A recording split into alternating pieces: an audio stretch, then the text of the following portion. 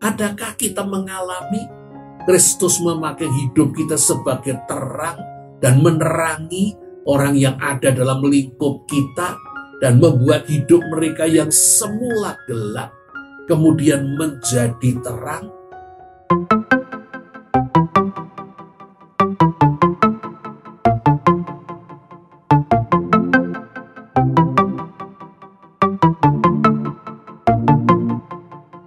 Shalom Bapak Ibu, Saudara-saudari, selamat bertemu kembali bersama dengan saya dalam seri Walking with God.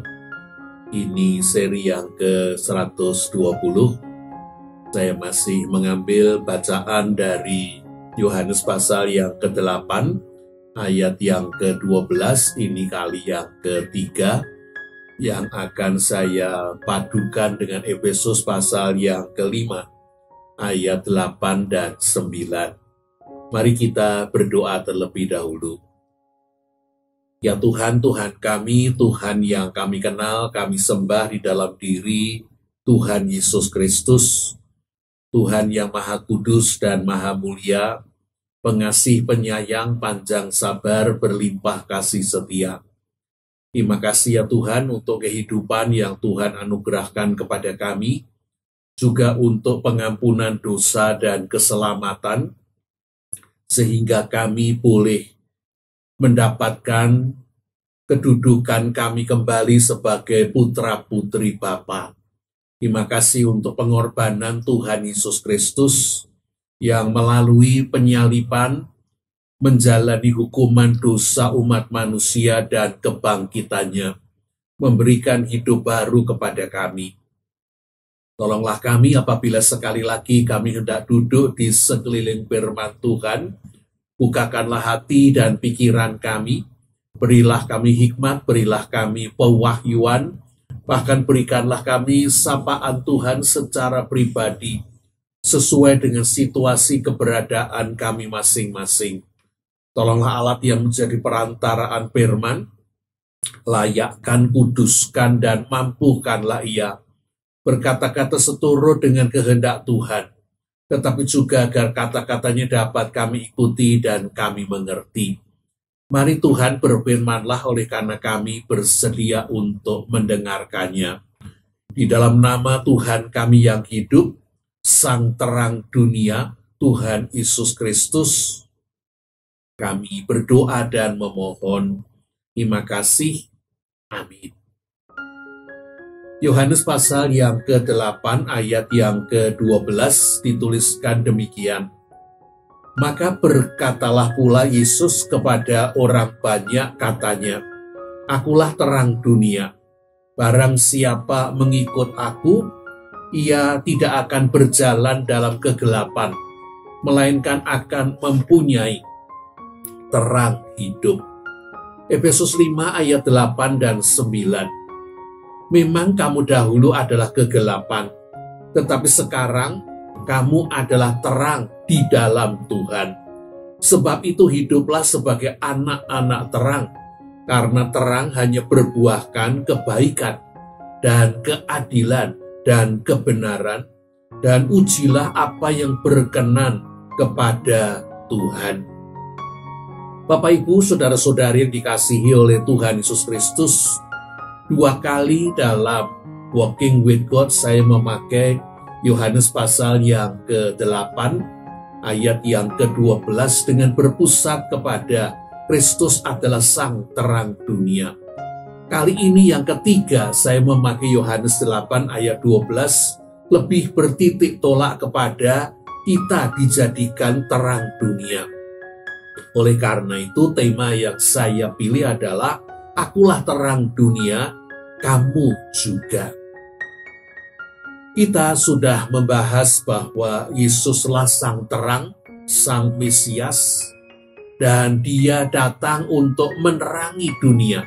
Dia datang untuk menerangi umat manusia. Oleh karena umat manusia adalah kegelapan, dan bumi ini pun gelap oleh karena dosa. Yesus menjanjikan, barang siapa bersedia untuk mengikut aku, ia akan berada dalam terang, tidak akan berjalan dalam kegelapan, melainkan akan mempunyai terang hidup.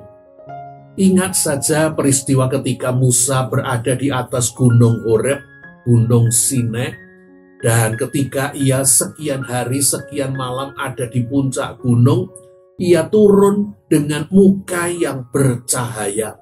Itulah yang Tuhan ingin lakukan dengan setiap kita yang bersedia untuk datang kepada Tuhan, yang bersedia untuk diterangi oleh Tuhan, bahkan dalam artian tertentu, bersedia untuk ditelanjangi, bersedia untuk dibersihkan, bersedia untuk dikuduskan. Dan kita yang sudah mati oleh karena dosa, dihidupkan sebagai manusia baru, kita pun dijadikan sebagai terang. Oleh karena itulah di dalam Matius pasal yang kelima, ayat 14 sampai dengan 16, bagian dari khotbah di bukit, Tuhan Yesus berkata, "Kamu adalah terang dunia. Kota yang terletak di atas gunung tidak mungkin tersembunyi. Lagi pula orang tidak menyalakan pelita dan meletakkannya di bawah gantang, di bawah buyung atau gentong, melainkan di atas kaki dia, di atas tempat untuk teplok atau untuk lampu, sehingga menerangi semua orang dalam rumah itu. Demikianlah hendaknya terangmu bercahaya di depan orang." Kita yang dahulu adalah kegelapan, Efesus 5 ayat yang ke-8 tadi, tetapi sudah diubahkan oleh karena diterangi oleh Tuhan. Kita menjadi terang di dalam Tuhan. Kita sekarang mendapatkan sebutan baru, perubahan dari anak-anak kegelapan, kita sekarang menjadi anak-anak terang. Pertanyaannya adalah, apakah hidup kita, hidup saya dan hidup saudara, ibu bapak, saudara-saudari sudah terang? Apakah hidup kita terang terus? Bukankah jikalau kita jujur, kita harus mengatakan bahwa hidup kita bukan atau belum terang terus. Kita ini terang tetapi juga kadang-kadang gelap. Kita ini seperti lampu Natal, lampu pada pohon ceramara, pohon Natal, terang dan gelap, biarpet. Kita ini belum berhasil, belum mampu untuk terus-menerus terang. Kita ini masih kadang-kadang anak siang, tetapi juga kadang-kadang masih anak malam. Sehingga pertanyaannya adalah, bagaimana caranya supaya kita memiliki terang yang konstan, terang yang stabil, bukan terang yang biarpet, gelap terang, terang gelap, tetapi terang yang terus-menerus terang. Rasul Paulus menulis di dalam 2 Korintus 5 ayat 17, "Jadi siapa yang ada di dalam Kristus, ia adalah ciptaan yang baru. Yang lama sudah berlalu dan yang baru sudah datang." Ayat yang indah ini dapat kita salah pahami dan sekaligus menimbulkan rasa frustasi. Oleh karena ciptaan yang baru di dalam Kristus, kita yang sudah beroleh pengampunan dan keselamatan, dari anak malam dijadikan anak siang, dari anak kegelapan dijadikan anak terang, kita adalah ciptaan yang baru. Apakah benar yang lama sudah berlalu dan yang baru sudah datang? Apa yang ditulis oleh Rasul Paulus di dalam 2 Korintus 5 ayat 17 adalah kata-kata dalam bahasa hukum. Kata-kata ini menunjukkan hasil akhir dari kemenangan Kristus. Yang lama akan berakhir dan yang baru akan sempurna. Sementara kita realitanya belum sampai pada akhir. Kita ini masih dalam proses. Tuhan belum selesai dengan setiap kita.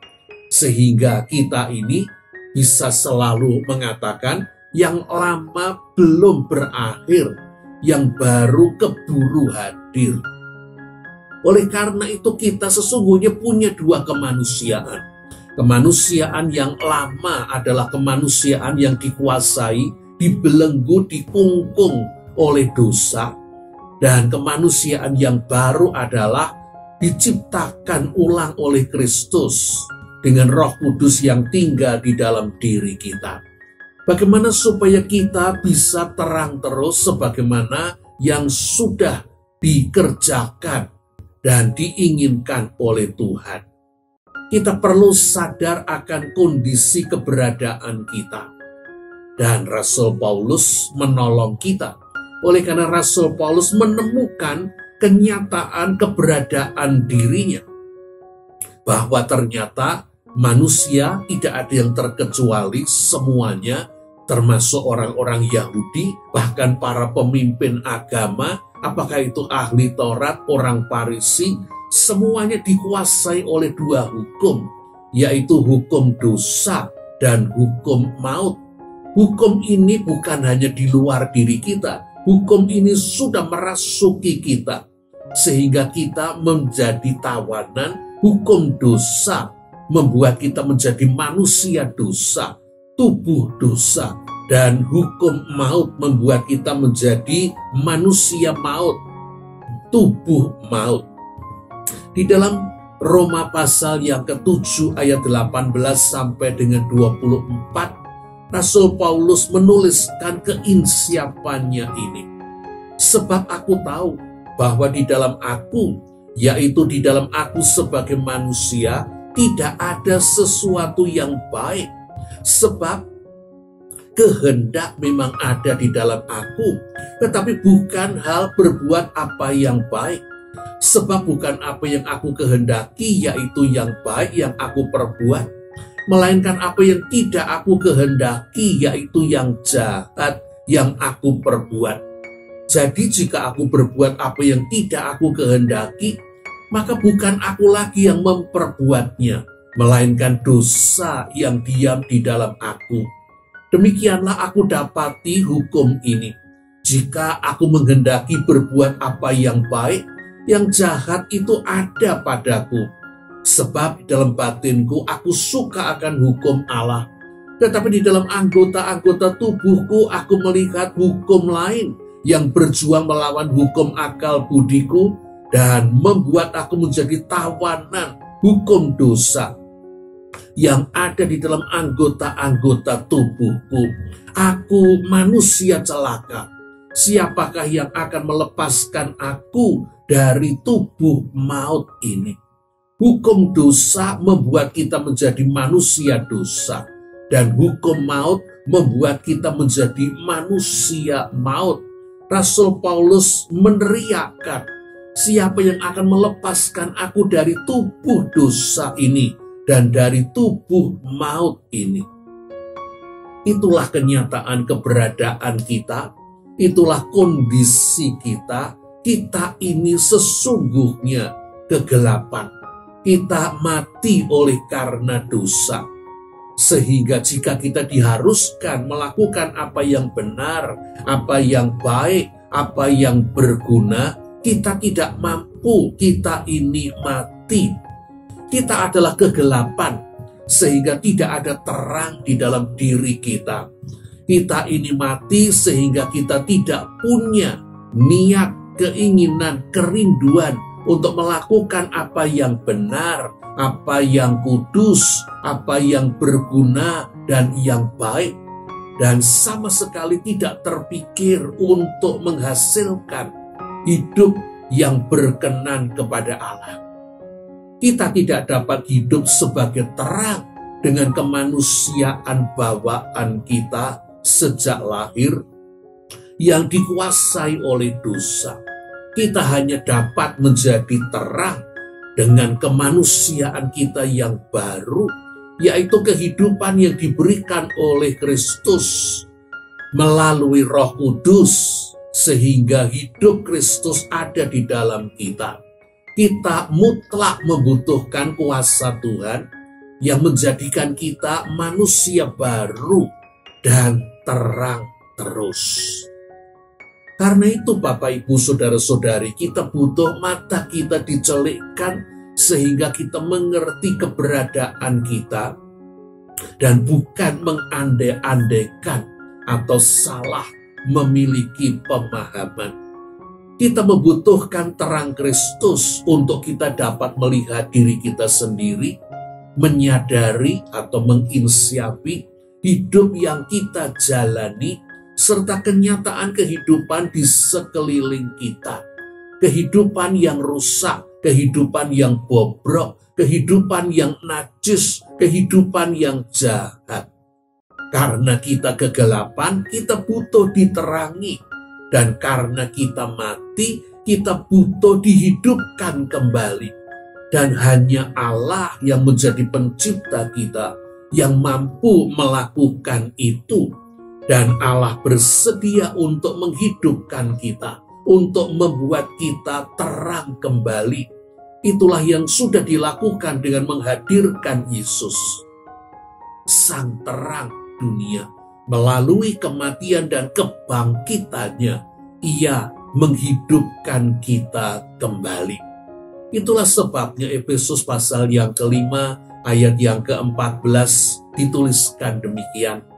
Itulah sebabnya dikatakan, bangunlah hai kamu yang tidur, dan bangkitlah dari antara orang mati, dan Kristus akan bercahaya atasmu. Kita ini orang-orang yang mati, kita ini orang-orang yang tidur dalam artian bukan tidur malam, tetapi tidur mati. Tetapi Kristus sudah membangunkan, dalam artian menghidupkan kita kembali. Dan Kristus bercahaya atas kita. Kristus membuat kita bercahaya. Jadi supaya hidup baru kita menjadi terang terus, Kristus memberikan Roh Kudus untuk tinggal di dalam diri murid-muridnya. Untuk menjadi Tuhan yang berkuasa atas diri kita dan hidup kita.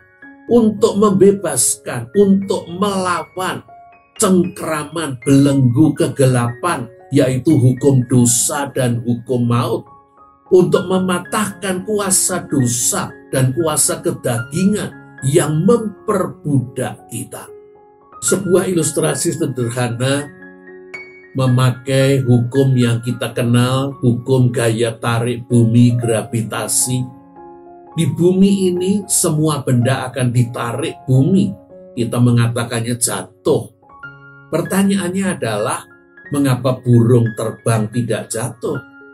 Apakah burung terbang tidak ditarik oleh gravitasi? Oh ya, burung itu benda, burung yang terbang pun ditarik oleh gravitasi. Tetapi karena burung itu hidup, burung itu punya kekuatan, punya kemampuan untuk melawan daya tarik ke bawah, daya tarik bumi, dengan kekuatannya untuk tetap terbang, untuk melaju, mengarah ke depan. Kemampuan kehidupannya mengalahkan daya tarik ke bawah. Ketika burung itu mati, ia tidak punya daya untuk terbang. Ia akan ditarik ke bawah dan jatuh. Tuhan memberikan daya hidup melalui pemberian Roh Kudus untuk melawan hukum yang lain, yaitu hukum dosa dan hukum maut. Hukum dosa dan hukum maut tetap menguasai kemanusiaan kita yang lama. Tetapi Tuhan memberikan daya hidup, yaitu kuasa Roh Kudus untuk melawan hukum dosa dan hukum maut.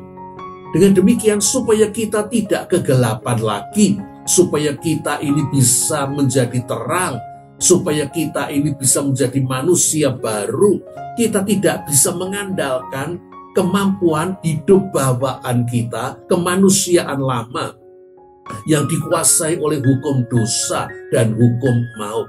Untuk menjadi manusia baru, supaya kita terang dan terang kita itu terang terus, kita bergantung pada hukum kehidupan, yaitu kuasa Roh Kudus yang diberikan di dalam diri kita. Karena itu, jikalau Roh Kudus tinggal di dalam diri kita Dan Kristus memang sudah memberikan Roh Kudus, bukan hanya menyertai kita, tetapi supaya tinggal di dalam diri kita, supaya berkuasa atas diri kita, supaya mengatur, supaya mengelola, supaya memakai hidup kita. Maka hidup kita ini dimampukan menghasilkan buah, bukan buah kita, tetapi buah Roh. Bukankah itu yang kita baca di dalam Galatia 5 ayat 22 dan 23? Adapun buah Roh ialah kasih, sukacita, damai sejahtera, kesabaran, kemurahan, kebaikan, kesetiaan, kelemah lembutan, penguasaan diri. Tidak ada hukum yang menentang hal-hal itu. 9 segi dari buah Roh yang satu tidak mampu kita hasilkan dengan kemampuan kita sendiri. Itu adalah milik Roh, hasil Roh yang diberikan kepada kita oleh karena Roh Kudus tinggal dan menghasilkan buah itu untuk kita. Di dalam kuasa Roh inilah kita dapat menjadi anak-anak terang.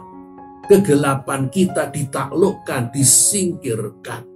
Karena itu panggilan kita adalah di mana kita hadir, di mana kita berada. Kita dipanggil untuk memunculkan terang Kristus di dalam kehidupan kita. Mari kita lanjutkan. Kita tidak hanya sekali percaya dan menyerahkan diri kepada Kristus, lalu kita ini menjadi manusia baru dan terang kita akan terang terus. Realitanya sudah kita sebut, kita masih jatuh bangun.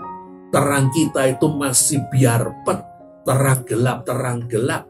Kita membutuhkan kuasa Roh Kudus. Karena itu dibutuhkan kemelekatan supaya kita ini tidak lepas dari mengikut Kristus dan menerima terang Kristus. Supaya kita ini memakai kuasa Roh Kudus, supaya hidup kita ini mampu untuk memunculkan buah Roh, menjadi manusia yang baru.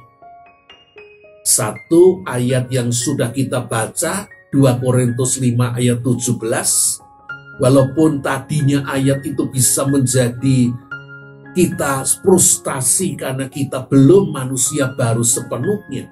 Tetapi 2 Korintus 5 ayat 17 juga bisa menjadi penghiburan. Pada akhirnya, finalnya, manusia baru kita itu akan sempurna. Dan itu yang dikerjakan Tuhan. Dan Tuhan memang sedang terus bekerja. Akan membawa kita sampai pada akhirnya. Yaitu kita akan sempurna. Sebagai manusia baru. Tuhan sedang terus berproses. Tuhan tidak akan membuat kita setengah jalan.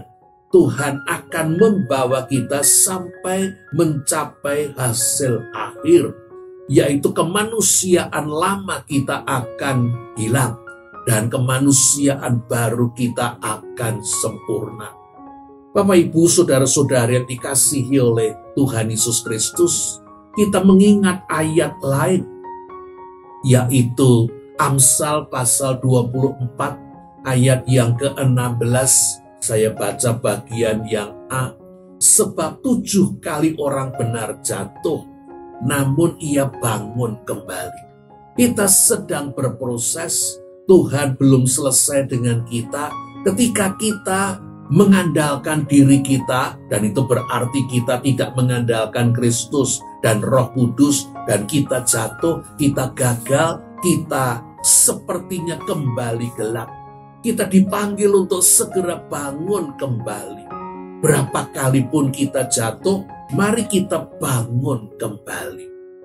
Bapak, Ibu, saudara-saudara yang dikasihi oleh Tuhan Yesus Kristus, pergulatan antara kemanusiaan lama dan kemanusiaan baru kita masih terus berlangsung. Kita harus memilih kepada yang mana kita ini akan memberikan pilihan kita. Kita akan berada dalam kemanusiaan lama kita atau kita akan ada dalam kemanusiaan yang baru. Di dalam Galatia pasal yang kelima, ayat 16 sampai dengan 21, Rasul Paulus menunjukkan pertentangan ini. Maksudku ialah hiduplah oleh roh, maka kamu tidak akan menuruti keinginan daging. Sebab keinginan daging berlawanan dengan keinginan roh, dan keinginan roh berlawanan dengan keinginan daging, karena keduanya bertentangan. Sehingga kamu setiap kali tidak melakukan apa yang kamu kehendaki. Akan tetapi, jikalau kamu memberi dirimu dipimpin oleh roh, maka kamu tidak hidup menurut daging. Panggilan kita adalah, saya lanjutkan, Galatia 2 ayat 24 dan 25. Barang siapa menjadi milik Kristus Yesus, ia telah menyalibkan daging dengan segala hawa nafsu dan keinginannya. Jikalau kita hidup oleh Roh Kudus, baiklah hidup kita juga dipimpin oleh Roh. Dan jangan kita gila hormat, janganlah kita saling menantang dan saling mendengki.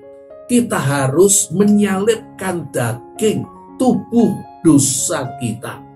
Kita harus mematikan kemanusiaan lama kita.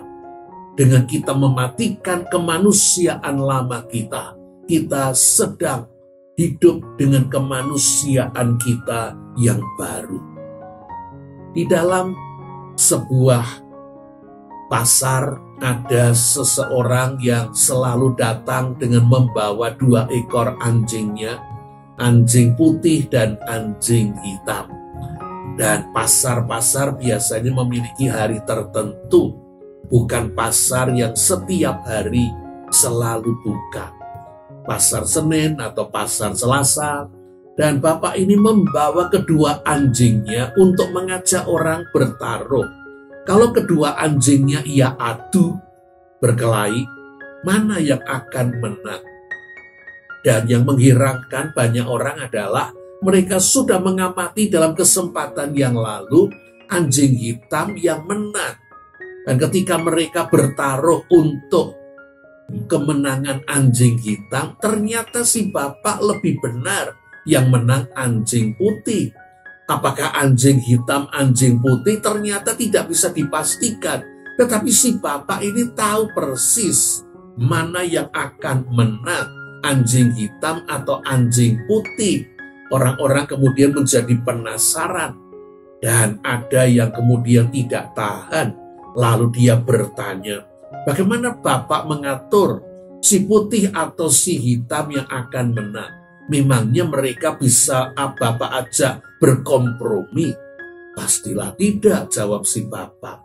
Siapa yang akan menang? Mudah saja, sepanjang waktu yang akan menang saya beri makan, yang tidak akan menang tidak saya beri makan. Yang saya beri makan pasti punya tenaga. Yang tidak saya beri makan, walaupun dia tidak mati, tidak sakit, dia akan lemah. Begitu juga dengan kemanusiaan lama dan kemanusiaan baru kita. Mana yang kita beri makan? Jika kita memberi makan kemanusiaan lama kita yang akan dominan, kuat dan menang. Jika kita mematikan kedagingan kita, mematikan kemanusiaan lama kita, kita akan menjadi manusia baru kita yang akan kuat, dominan, dan menang. Bapak, Ibu, saudara-saudara yang dikasihi oleh Tuhan Yesus Kristus, kita sesungguhnya tidak perlu mengurusi kegelapan. Kita ini cukup berfokus pada menghasilkan terang Kristus, membiarkan terang Kristus. Oleh karena sudah menjadi sifat yang kita temukan selalu terjadi. Ketika terang itu datang, kegelapan akan pergi. Ketika terang itu muncul, kegelapan akan sirna. Ketika kita ini hidup sebagai terang, apakah kita menerangi sekeliling kita? Apakah ibu bapak, saudara-saudari punya pengalaman? Ketika kita ini menerangi seseorang yang punya kegelapan, ia kemudian mampu menyadari, menginsiapi kegelapannya, hal buruk, mungkin dosa yang ia lakukan, ia insiapi, dan kita membawa supaya ia mendapatkan kekuatan Kristus, daya Roh Kudus, sehingga dia kemudian menjadi menang. Adakah kita mengalami Kristus memakai hidup kita sebagai terang dan menerangi orang yang ada dalam lingkup kita dan membuat hidup mereka yang semula gelap kemudian menjadi terang?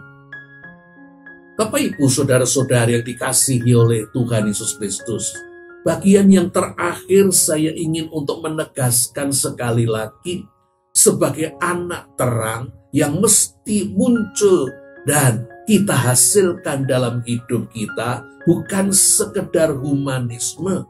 Kita bukan cuma menjadi seorang humanis, berbuat untuk sesama kita, berbuat baik, berbuat kebaikan, karena kita ini punya perasaan peri kemanusiaan. Juga panggilan kita bukan hanya menjadi seorang aktivis sosial, bukan hanya pekerjaan sosial, bukan hanya tindakan sosial, melakukan yang baik untuk orang lain. Karena panggilan kita adalah untuk menjadi anak terang, untuk menghasilkan terang Kristus. Dan Efesus pasal yang kelima ayat yang ke-9, sekali lagi kita dengar, hiduplah sebagai anak-anak terang, karena terang hanya berbuahkan kebaikan dan keadilan dan kebenaran, dan ujilah apa yang berkenan kepada Tuhan. Panggilan kita itu bukan hanya sekedar baik asal baik, tetapi baik yang adalah adil, baik yang adalah benar, kebaikan, keadilan, dan kebenaran yang mesti berkenan kepada Tuhan. Panggilan kita adalah bukan untuk memuliakan diri kita, bukan untuk membuat orang kemudian menyanjung dan berterima kasih begitu rupa kepada kita, tetapi supaya orang melihat Kristus berbuat dengan memakai hidup kita, dan supaya dia memuliakan Kristus, berterima kasih kepada Kristus. Saya pernah membaca sebuah kisah tentang seorang nenek yang mencuri 1-2 buah coklat di pertanian coklat. Dan ternyata ia kemudian tertangkap. Dan oleh perkebunan coklat ini ia kemudian dibawa ke pengadilan. Dan kemudian dituntut di depan hakim. Dan hakim ini harus memutuskan antara pabrik dan perkebunan coklat pemodal besar dengan seorang nenek yang miskin dan mencuri 1-2 buah coklat. Dan di tengah-tengah situasi seperti ini, keadilan bahwa mencuri itu harus dihukum.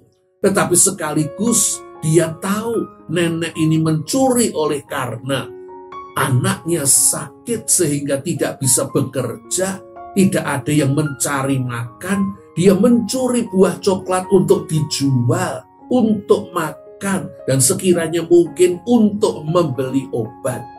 Hakim ini menghadapi dilema antara dia harus adil, yang mencuri harus dihukum, itulah undang-undang. Tetapi sekaligus dia merasa bahwa nenek ini harus dikasihi oleh karena keadaannya yang memang membutuhkan kasih. Dan akhirnya dia mengatakan bahwa oleh karena nenek ini mencuri, ia harus dihukum dan didenda sekian rupiah. Dan apabila ia tidak bisa membayar denda itu, ia akan dihukum, dikurung di penjara sekian hari. Dan kemudian dia berkata, tetapi perusahaan coklat memperkarakan seorang miskin yang sudah tua. Dan kita semua yang tinggal di dekat nenek ini membiarkan nenek ini dalam keadaan miskin tanpa berbuat sesuatu untuk menolong. Saya putuskan kita semua yang ada di tempat ini didenda, harus membayar kepada nenek ini sekian ribu rupiah, dan keputusan itu diketok. Barang siapa tidak bersedia untuk membayar denda, ia juga akan dikurung sekian hari. Lalu hakim itu mengeluarkan dompetnya, dan ia mengeluarkan uangnya, dan salah satu orang dari pengadilan mengumpulkan uang dari setiap yang ada di situ. Dan ketika uang itu dihitung, uang itu bisa untuk membayar dendanya, diserahkan kepada perusahaan dan perkebunan coklat. Tetapi mereka, orang-orang dari perkebunan coklat yang ada di tempat itu, harus juga membayar, dan uang yang dikumpulkan ternyata berlebih, dan nenek itu bisa mendapatkan uang untuk membeli obat bagi anaknya dan untuk makan. Itu sebuah cerita, mungkin juga sebuah kenyataan yang menunjukkan bahwa kadang-kadang kita butuh untuk bertindak dengan hikmat yang dari Tuhan. Bukan hanya baik, juga bukan hanya adil. Kadang-kadang kita harus berbuat baik dan adil, dan sekaligus itu benar. Bapak, Ibu, saudara-saudari yang dikasihi oleh Tuhan Yesus Kristus, apakah kita masih terus bergumul supaya kita ini bisa hidup terang terus? Kegelapan apakah yang masih seringkali muncul? Dan di saat-saat khusus seperti apa yang kita ini lebih mudah untuk terpengaruh dengan kegelapan kita, sehingga saat-saat khusus itu harus kita hindari? Mari kita terus mengingat bahwa terang yang sesungguhnya bukan terang kita, tetapi terang Kristus. Kita hanya bisa menjadi terang yang terus terang jikalau kita ini melekat kepada Kristus. Sebagaimana Yohanes pasal yang ke-15 mengatakan bahwa barang siapa melekat kepadaku, ia berbuah banyak.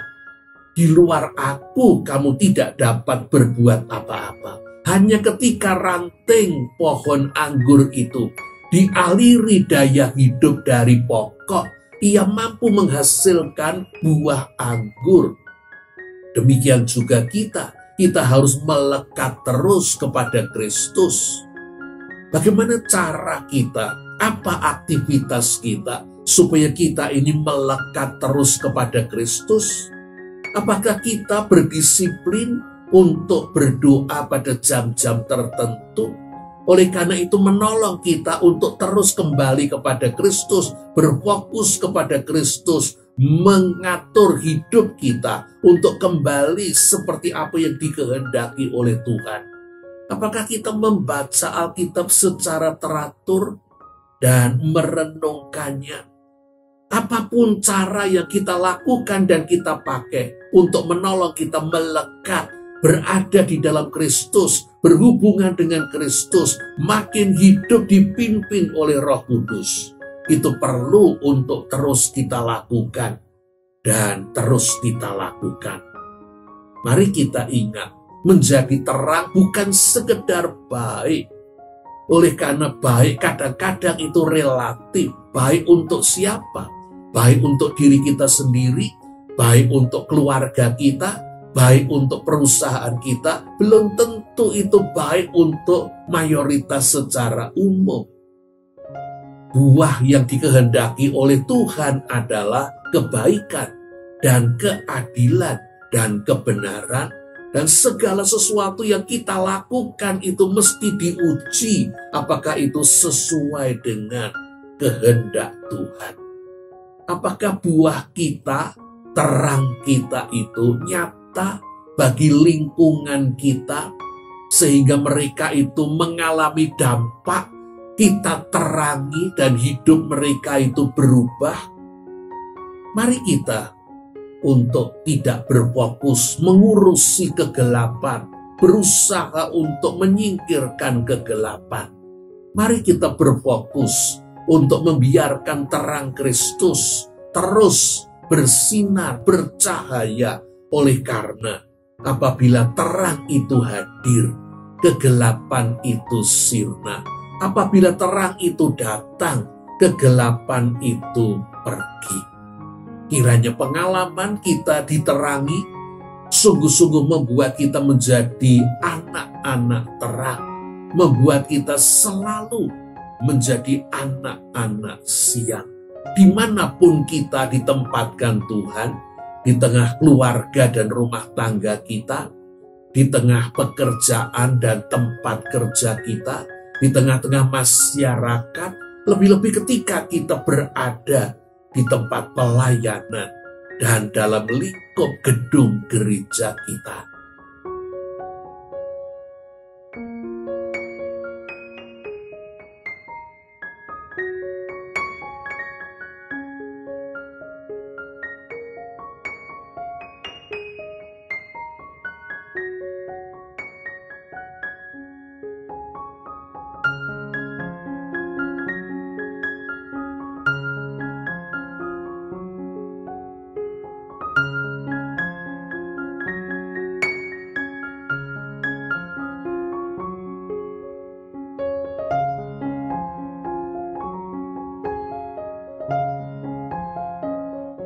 Jadilah terang, dan biarlah Kristus Bapa dipermuliakan dengan hidup kita. Tuhan memberkati ibu bapak, saudara-saudari. Amin.